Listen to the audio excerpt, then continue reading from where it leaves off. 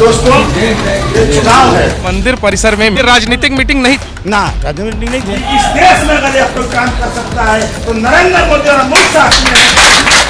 पूरे भाषण में चार दीवारी का च नहीं बोला। पॉलिटिकल आदमी जाएगा तो गाना डांस की बात करेगा। ऐसे जो बिल आने वाला है, जो ये लोग लाने वाले हैं, उससे भी बड़ा देश का। ये जो आप कह रहे थे कि 10-15 साल में एक और बिल आने वाला है, वो कौन सा बिल आने वाला है? छोड़िए ना, कौन आना रहा है, चुनाव के बाद पूछिएगा। आप लोग चुनाव में मजबूती के साथ लड़िए। नेता को डर तो होता है ना चुनाव के टाइम में। जहाँ ये कलर है, जहाँ ये छाप है, वहाँ कोई आशंका होगा? ये भी आप समझ रहे हैं। देश का एक आदमी नरेंद्र मोदी और नीतीश का फैन है, का डर किस बात का है? आपकी पार्टी जेडीयू है या बीजेपी? जेडीयू है। आप साबित कर रहे हैं कि असली भाजपाई हम। सुने, असली एनडीए के वफादार हम हैं, ये बोलिए।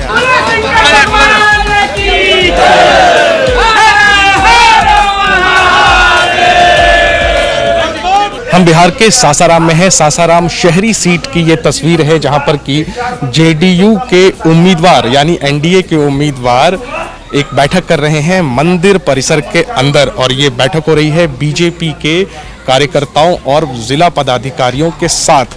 हम आपको बता दें कि एनडीए गठबंधन में ये सीट जेडीयू के कोटे में गई है और यहाँ से पिछली बार आरजेडी की टिकट पर जीतने वाले डॉक्टर अशोक कुमार इस बार जेडीयू के उम्मीदवार हैं और यहाँ से बीजेपी से बगावत करके रामेश्वर चौरसिया एलजेपी की टिकट पर लड़ रहे हैं। ऐसे में बीजेपी के वोट बैंक में एलजेपी सेंध ना लगा पाए या बीजेपी के जो कार्यकर्ता हैं वो रामेश्वर चौरसिया यानी एलजेपी की तरफ ना झुकें, इसकी मशक्कत जो है चल रही, इसकी जोर आजमाइश चल रही है। और शायद यही वजह है कि जेडीयू के उम्मीदवार मंदिर परिसर में बीजेपी के नेताओं और कार्यकर्ताओं के साथ बैठक कर रहे हैं और भरोसा दिला रहे हैं कि चाहे वो विधायक फंड की बात हो, विकास की बात हो या फिर आपके वैचारिक मामले हों, चाहे 370 की बात हो, इन सब पर हम आपके साथ हैं। मोदी और अमित शाह की तारीफ कर रहे हैं जो जेडीयू के उम्मीदवार हैं और कुल मिलाकर के बार बार या आश्वासन लेने की कोशिश कर रहे हैं और बार बार अपील कर रहे हैं बीजेपी के नेताओं पदाधिकारियों से कि आप हमारा समर्थन करें क्योंकि हम आपके अपने हैं, चाहे वो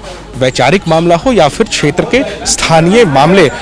मंदिर परिसर में मीटिंग नहीं हो रहा था, क्या करता है यहाँ जो बाउंड्री वाला हम लोग 50 लाख रुपए दिए हैं, उसमें अड़चन आ गया है तो पूरे इलाके के लोगों को बुलाया गया कि नहीं अड़चन मत डालिए, बाउंड्री वाल बनने दीजिए। लेकिन ये तो सारे बीजेपी के नेता और कार्यकर्ता हैं, जिलाध्यक्ष हैं बीजेपी के सारे। पूरा देश सुनो, पूरा देश बीजेपी है, पूरा देश बीजेपी है तो जहाँ मीटिंग होगा तो कहिएगा कि बीजेपी का मीटिंग है।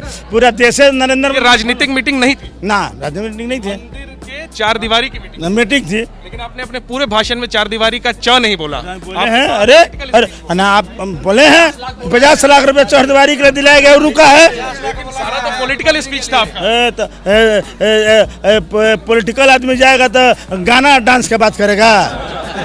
ऐसा बतिया रहे हैं।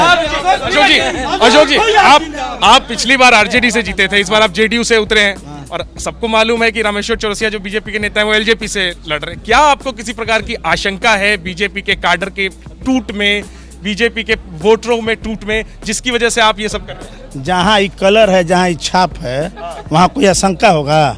ये भी आप समझ रहे हैं।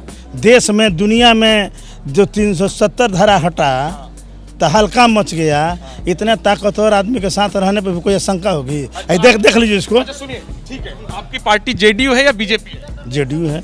370 पर आपकी पार्टी का स्टैंड क्या था आपको मालूम है हमको? क्या स्टैंड? मैं उस समय जेडीयू में नहीं था। किस पार्टी में थे आप? उस समय आरजेडी में था। तो आरजेडी ने तो विरोध किया था 370 का। किया था, मेरा व्यक्तिगत समर्थन था। अच्छा, नहीं तो जेडीयू का क्या स्टैंड है 370 हटाने के मुद्दे पर? जेडीयू का स्टैंड जेडीयू को नेता से पूछिए। हम जेडीयू तो नेता है, सुनिए ना, हम तो एमएलए हैं, हम डिसीजन करता नहीं है। डिसीजन करता माननीय मुख्यमंत्री नीतीश जी है, पार्टी अध्यक्ष ने वॉकआउट किया था संसद में, जो आप जेडीयू है, और जेडीयू 370 हटाए जाने के खिलाफ है। मैं उस समय नहीं था। आप वोट मांग रहे हैं उस मुद्दे पर? नहीं, मैं बोला अभी मीटिंग में कि मैं जब नहीं था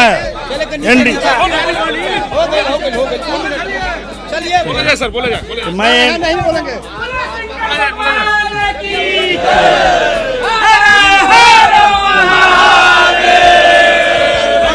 चलिए अब बाद में आइएगा।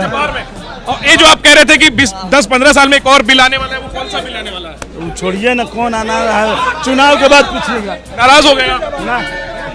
छोड़िए सब बात को। सर बीजेपी वालों से समर्थन मिल रहा है? चलिए छोड़िए, विवादित बात नहीं करते हैं, विवादित बात नहीं करते हैं। जय जी आगे आइए, आगे आइए। बीजेपी के कार्यकर्ताओं से सपोर्ट मिल रहा है आपको? पूरा कोई डर नहीं है? कोई डर कौन मत के नाराज मत होइए, हम पूछ रहे हैं। ना आप डर किस बात का? नेता को डर तो होता है ना चुनाव के टाइम में। ना कोई डर कोई कंफ्यूजन नहीं है। आपको बोल दिया ना कि जहाँ छाप है तहाँ कोई डर नहीं है। देश का एक आदमी नरेंद्र मोदी और नीतीश का फैन है, का डर किस बात का है? लेकिन यहाँ बीजेपी के एक नेता बगावत करके खड़े हो गए ना, तो अब आप साबित कर रहे हैं कि आप असली भाजपाई आप हैं। ना कहाँ खड़ा हो गए? बीजेपी के नेता खड़ा हो गए ना? कल तो निकाल दिए गए। पूर्व बीजेपी के पूर्व न निकाले हुए कहिए, भाजपाई कहाँ रह ऐसा लग रहा है अशोक जी कि आप साबित कर रहे हैं कि असली भाजपाई हम हैं।